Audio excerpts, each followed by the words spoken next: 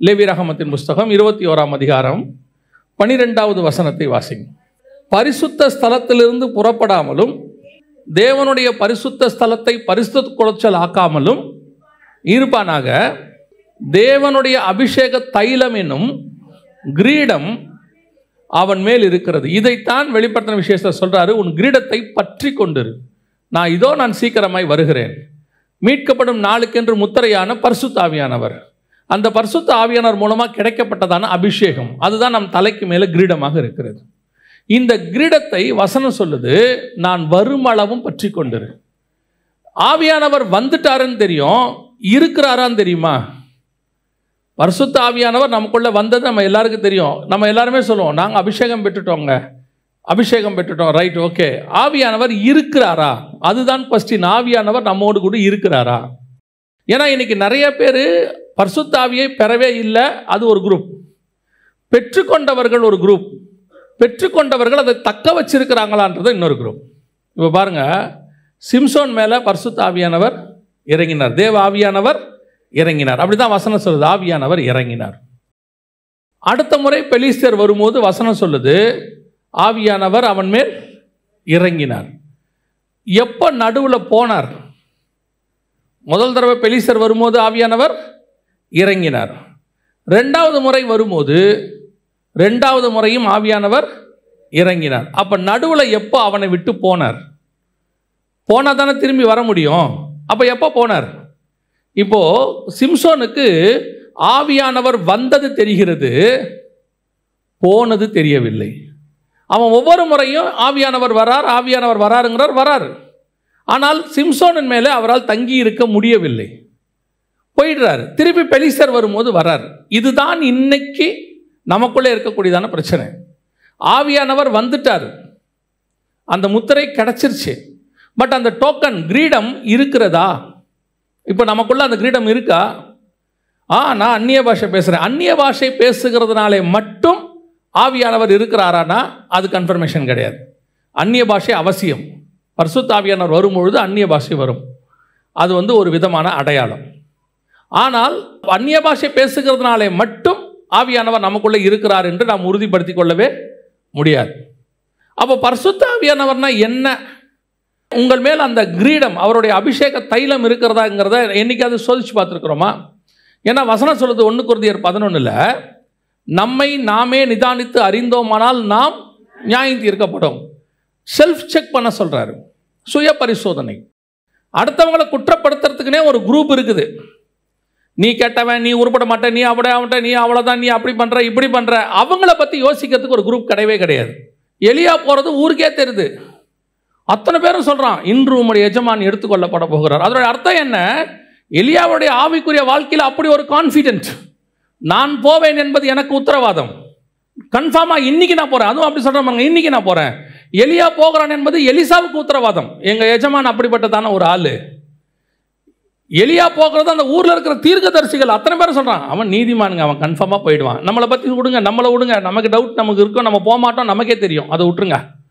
நம்ம கூட இருக்கிறவங்க சொல்லுவாங்களா?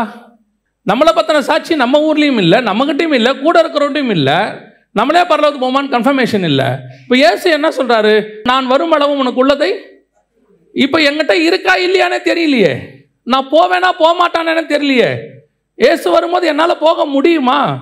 அதுக்கு ஏதாவது உத்தரவாதம் இருக்குதா? கையில் ஒரு டிக்கெட்டாக இருக்கா? வீசாவாக இருக்குதா? ஏதாவது இருக்குதா? சரி, ஆவியானவர் வந்துட்டாரு. எப்போங்க பரிசுத்த அபிஷேகம் பெற்றீங்களா? ஒரு 15 வருஷத்துக்கு முன்னாடியே நான் ஆண்டவரை ஏற்றுக்கொண்டேன், 30 வருஷத்துக்கு முன்னாடி ஏற்றுக்கொண்டேன், 40 வருஷத்துக்கு முன்னாடி அபிஷேகம் பெற்றேன். பெற்றீர்கள், இருக்கிறதா? அதுதான் இன்னைக்கு கேள்வி.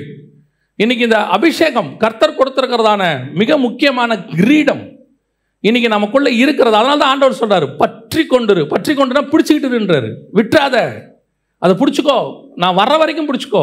த வெரி இம்பார்ட்டன்ட் திங். இந்த அபிஷேகத்தை இழந்தவர்கள், கர்த்தர் இருக்கும் போதே இழந்தவர்கள், அதோட மேன்மையை தெரியாதவர்கள், பரிசுத்தாவின் அபிஷேகத்தின் மேன்மையை தெரியாதவர்கள். ஒரு கூட்டம் சொல்லுது பரிசுத்தாவியெல்லாம் இல்லை, அப்படிலாம் கிடையாது, அது ஒரு ஆள் தத்துவமே இல்லைன்னு. ஆனால் ஒன்று நாங்கள் சொல்லுகிறோம், பரிசுத்தாவியை பெற்ற நாங்கள் சொல்லுகிறோம், பரிசுத்தாவியானவர் உண்டு, அவர்தான் சபையினுடைய மூத்த போதகராக இருக்கிறார். இவ்வளவு காரியங்களையும் ஆவியானவர் தான் செய்கிறார், வேற யாருமே செய்ய முடியாது. நியூ டெஸ்ட்மென்ட் சர்ச்சை நடத்துறது மனுஷன் கிடையாது, ஆவியானவர். அவரால் மட்டும்தான் நடத்த முடியும். நம்மளால் யோசித்து பாருங்க, நம்மளால் ஒரு குடும்பத்தை நடத்த முடியுதா? அதுக்குள்ளேயே எவ்வளோ பிரச்சனை வருது. ஒரு ஆஃபீஸை நடத்த முடியுதா? அதுக்குள்ளே எவ்வளோ பிரச்சனை வருது. ஆனால் 2000 வருஷமாக இந்த சபையை நடத்துகிறது மனுஷன் அல்ல, தேவ ஆவியானவர் மட்டும் நடத்துகிறார். அப்பனா இந்த ஆவியானவர் நமக்குள்ளே இருக்கிறாரா? அந்த கிரீடம் நமக்குள்ளே காணப்படுகிறதா? அதுதான் மிக முக்கியமான கேள்வி. இதை இப்படி இந்த வசனத்தை ஆண்டவர் சொல்லிட்டு தியானிச்சுட்டே இருக்கும்போது ஆவியானவருடைய அந்த அபிஷேகமானது, அந்த கிரீடமானது நம்முடைய தலையில் இருக்கா அப்படிங்கிறத, ஒரு சில காரியங்களில் எங்கே இருக்குது, எப்போ போகுது, எப்போ இருக்கும் அப்படிங்கிறத ஆண்டவர் சொல்லிக்கிட்டே வந்தார். இந்த கிரீடத்தினுடைய மகிமை என்ன, இதுக்கு ஆண்டவர் கொடுத்து. ஏன்னா பல நேரத்தில் நம்ம கையில் இருக்கிறது நமக்கே என்ன செய்ய மாட்டேங்குது, தெரிய மாட்டேங்குது. நம்முடைய மேன்மை நமக்கே தெரியாது. எதுக்கு சொல்ல வரேன் அப்படின்னா, சில வேல்யூ நம்ம கையில் இருக்கிற வரைக்கும் நமக்கு தெரிய மாட்டேங்குது. அதே மாதிரி தான் கர்த்தர் நமக்கு கொடுத்துருக்கிற அபிஷேகம், நமக்கு அது ஒரு கிரீடமாக இருக்குதுன்னு வேதம் சொல்லுது. அதனுடைய வேல்யூ நமக்கு தெரியல. வாசிங்க 1 ராஜாக்களின் புஸ்தகம் 1ஆம் அதிகாரம் 45வது வசனத்தை வாசி. ஆசாரியனாகிய சாதோக்கும் தீர்க்கதரிசியாகிய நாத்தானும் அவனை கீகோனிலே ராஜாவாக அபிஷேகம் பண்ணினார்கள். நகரமெல்லாம் முழங்கத்தக்கதாக அங்கே இருந்து பூரிப்போடே புறப்பட்டு போனார்கள். நீங்கள் கேட்ட இரைச்சல் அதுதான். அதோனியா தாவீதுடைய ஒரு பையன், இன்னொரு பையன் சாலமோன். அதோனியாவுக்கு ராஜாவாகணும்னு ஆசை. அவன் ப்ரீ பிளான்டாக என்ன பண்ணிட்டானா, ஆட்களெல்லாம் செட் பண்ணி எல்லாரையும் கூப்பிட்டு போய் அங்கே உட்கார வச்சு சாப்பாடெல்லாம் போட்டு, நான் தான் அடுத்த ராஜான்னு நீங்கள் தான் என்ன செய்யணும், சொல்லணும் அப்படின்னு சொல்லி அவங்களும் ஒத்துக்கிட்டாங்க. எல்லாம் ஆயிடுச்சு. இப்போ என்ன ஒரு பெரிய ஆச்சரியன்னா, இவனுக்கு யார் பெரிய சப்போர்ட் அப்படின்னு கேட்டிங்கன்னா, தாவீதினுடைய தளபதி யோவாபு பெரிய சப்போர்ட். தாவீது ஜெயிக்கிறதுக்கு எல்லாத்துக்கும் காரணம் இந்த யோவாப் தான். யோவாப்பு அடுத்து, நான் சொல்கிறது உங்களுக்கு புரியுதா? நம்பர் 2 யாருக்கு இதாக இருக்கிறாரு, இந்த எம்எல்ஏக்களுக்கு பயங்கர ஃபேவராக இருக்கிறார். எல்லாம் ஓகே ஆயிடுச்சு, நான் தான் ராஜான்னு அவரும் சொல்லிட்டார், எல்லாரும் ஒத்தாச்சு, எல்லாம் முடிஞ்சிருச்சு. ஆனால் தாவீதினுடைய பார்வையிலே சாலமோன் தான் ராஜாவாக இருக்கிறது. இப்போ சாலமோனுக்கு சப்போர்ட்டே இல்லை. இவங்க எல்லாம் அங்கே போயிட்டாங்க. யோவாபுமே அவங்ககிட்ட போயிட்டாரு, தாவீதுடைய மிக முக்கியமான தளபதி. ஆனால் ஒன்னே ஒன்று தான் நடக்குது. அந்த வசனம் நீங்கள் வாசிச்ச 45வது வசனத்தில் திருப்பி வாசிங்க.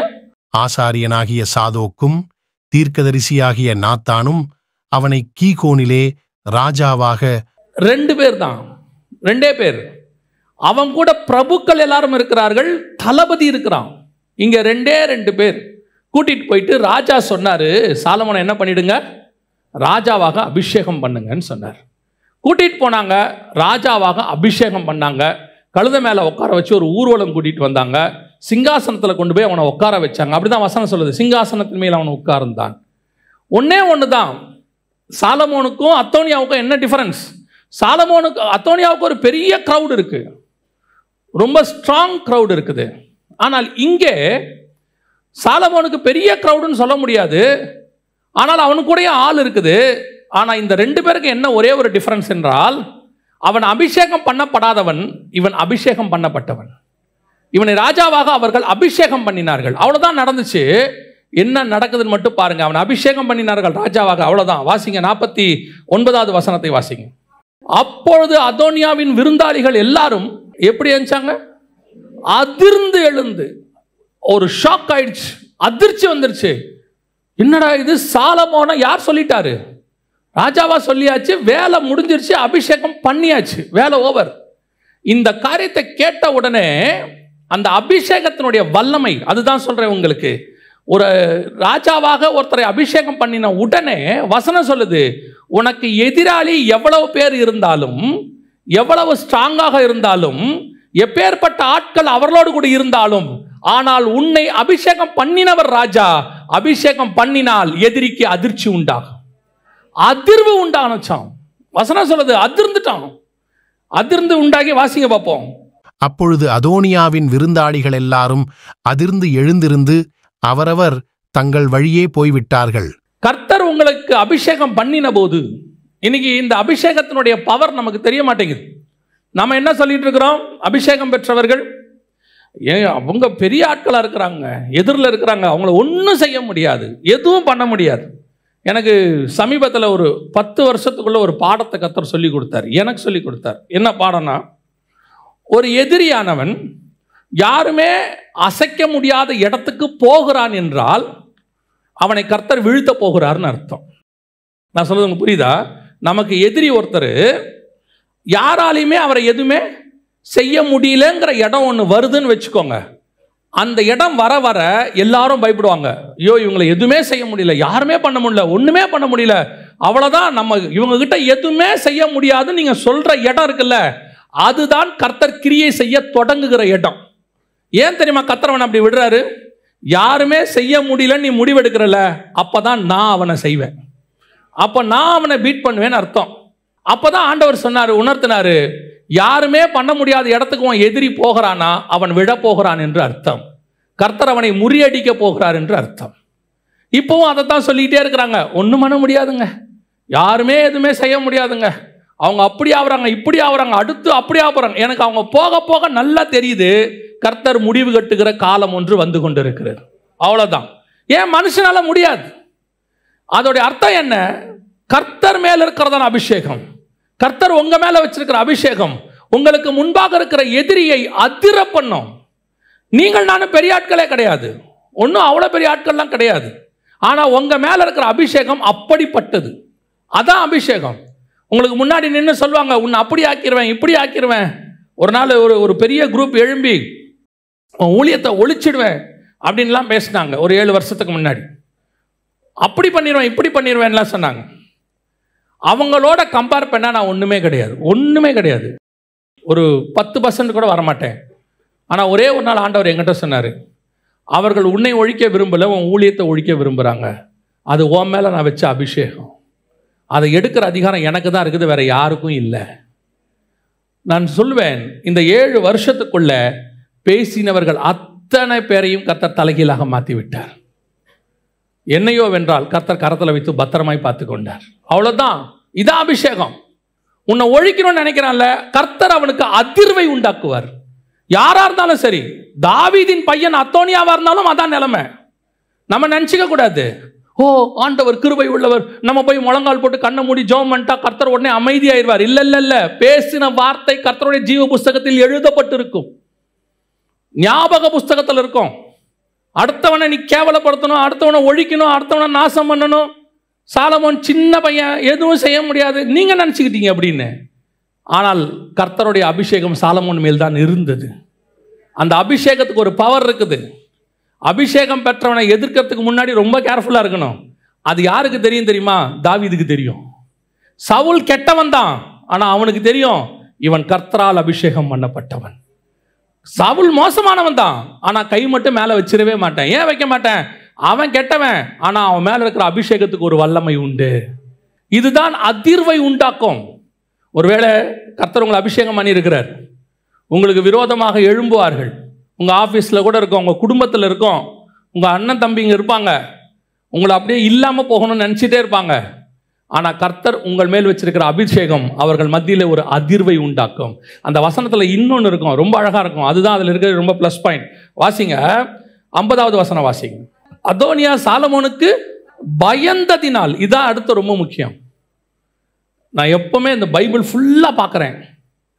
கர்த்தர் அபிஷேகம் பண்ணினவனுக்கு அந்த அபிஷேகத்துக்கு ஒரு தன்மை உண்டு. என்னன்னு கேட்டால், எதிரிக்கு பயத்தை உண்டாக்கும். ஒரு பயம் வரும். கர்த்தர் விரும்புகிறது என்ன தெரியுமா? நீங்கள் பயப்படக்கூடாதுன்னு விரும்புகிறார்.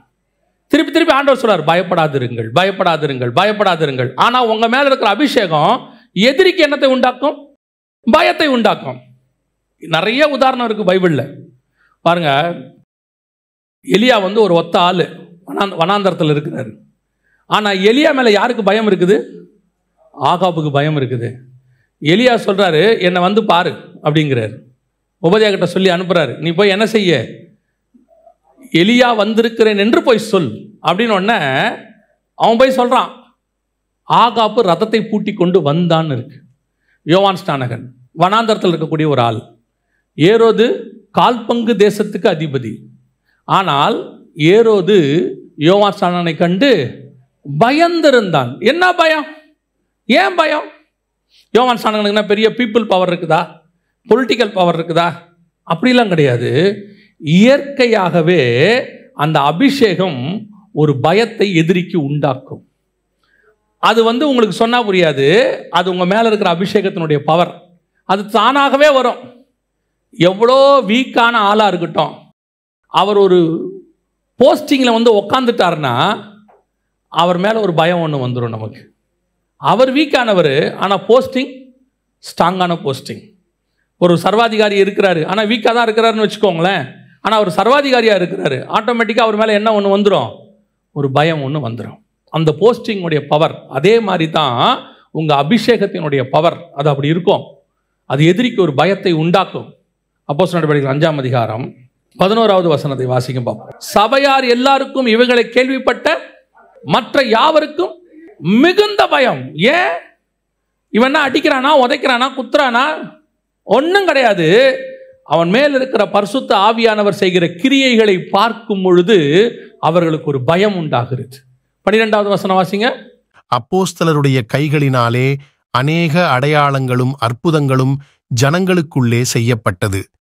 எல்லாரும் ஒருமனப்பட்டு சாலோமோனுடைய மண்டபத்தில் இருந்தார்கள். இந்த அற்புத அடையாளம்லாம் இவங்க மேல நடக்க நடக்க நடக்க இவங்க மேல இருக்கிற அபிஷேகத்துக்கு என்ன வருது? ஒரு பயத்தை உண்டாக்குது ஜனங்களுக்கு.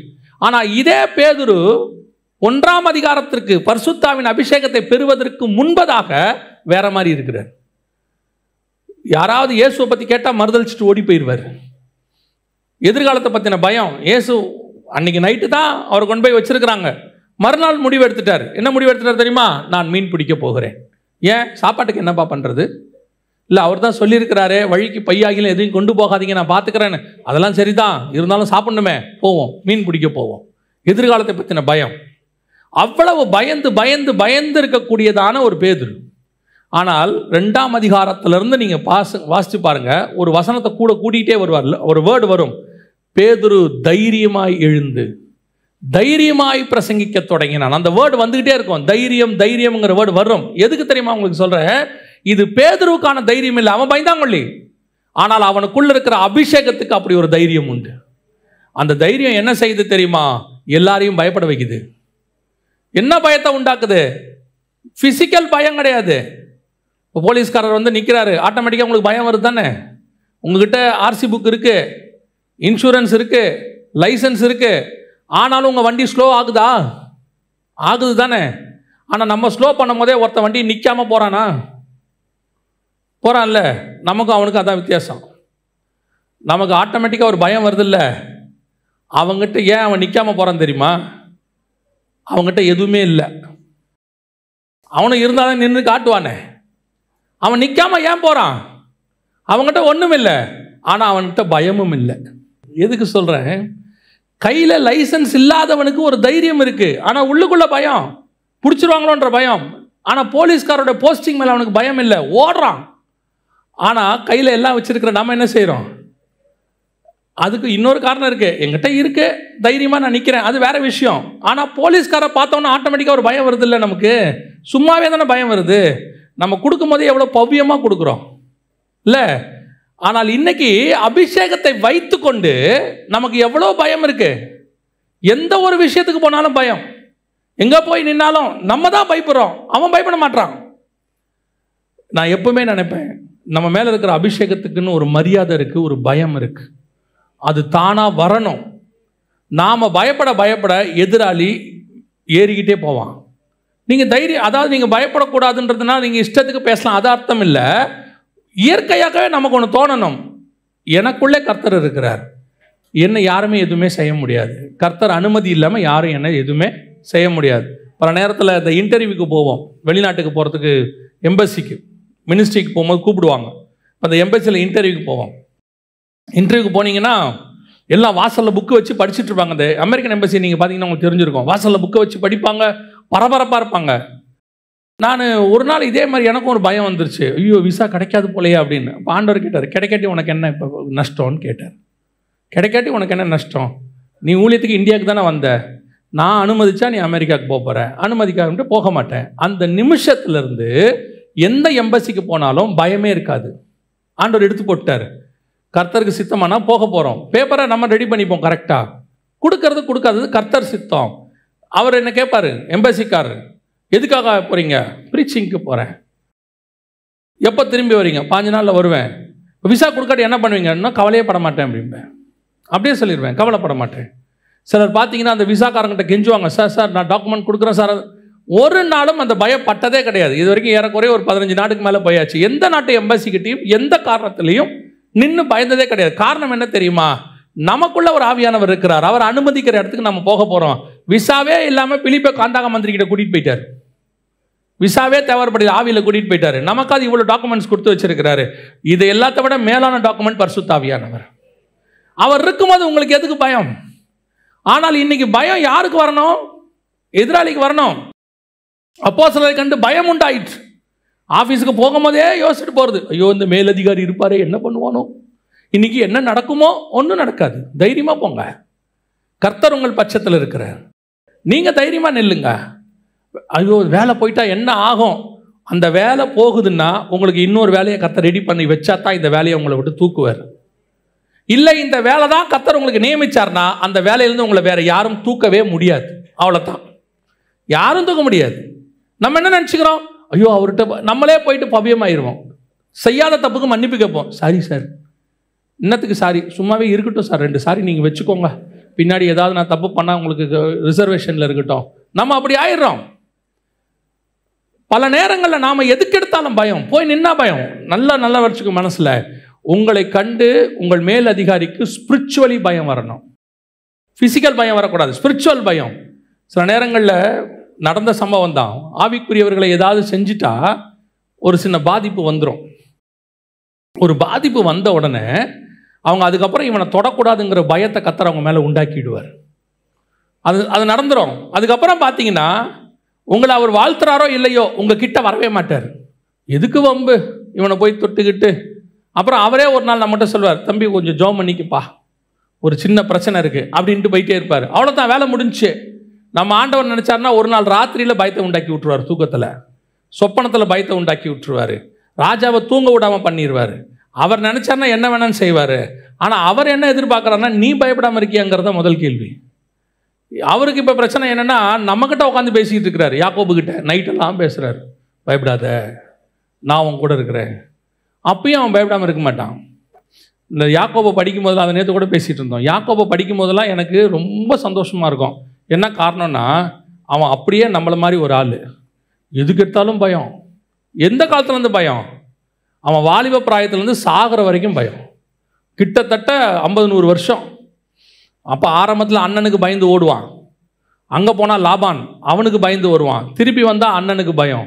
அங்கேருந்து போனால் இவனுக்கு பசங்க 2 பேரும் போய் ஒருத்தனை கொலை பண்ணிடுவாங்க, அங்கே ஒரு பயம். திருப்பி வருவான். அவன் சொல்கிறான், என் நரைமயிரை துக்கத்தோடு கூட பாதாளத்தில் இறங்க பண்ணுகிறீர்கள். லைஃப் ஃபுல்லாக பயம். ஆனால் அவன் பயத்தில் அவனுக்கு ஒன்று இருந்துச்சு. என்ன தெரியுமா? அவன் எப்பப்பெல்லாம் பயப்படுறானோ அப்பப்பெல்லாம் தேவன் வந்து அவனை ஆறுதல் படுத்தி கொண்டே இருப்பார். பயப்படாத பாரு. இன்னைக்கு நாம் அந்த ஸ்டேஜை தாண்டணும். ஆனால் ஆண்டவர் கேட்குறாரு, நான் உன் கூட இருக்கிறேன், நீ செய்ய வேண்டிய காரியம் இன்னும் அதிகமாக இருக்கு. உன் மேலே இருக்கிற அபிஷேகம் அடுத்தவனுக்கு தான் பயத்தை உண்டாக்கணும். உனக்கு என்ன செய்யக்கூடாது? நான் சொல்வேன், என் அபிஷேகம், எனக்கு கொடுக்கப்பட்ட அபிஷேகம் எனக்கு ஒரு தைரியத்தை கொடுத்துருக்கிறது. என்ன தைரியம் தெரியுமா? என்னை எவனும் எதுவுமே செய்ய முடியாது அந்த தைரியம் இல்லை. கர்த்தர் என்னோடு கூட இருக்கிறார், அதுதான் தைரியம். கர்த்தர் நம்ம கூட இருக்கிறாரு, ரிமைனிங்கை கர்த்தர் பார்த்துக்கொள்வார். அபிஷேகம் என்பது த பவர் ஆஃப் அத்தாரிட்டி. அதிகாரத்தினுடைய, ஆண்டவருடைய அதிகாரம் நம்ம மேலே இருக்குதுன்றதால அவர் தான் நம்மளை ஆளுகை செய்கிறார். சில பவர் ஆஃப் அத்தாரிட்டி. 2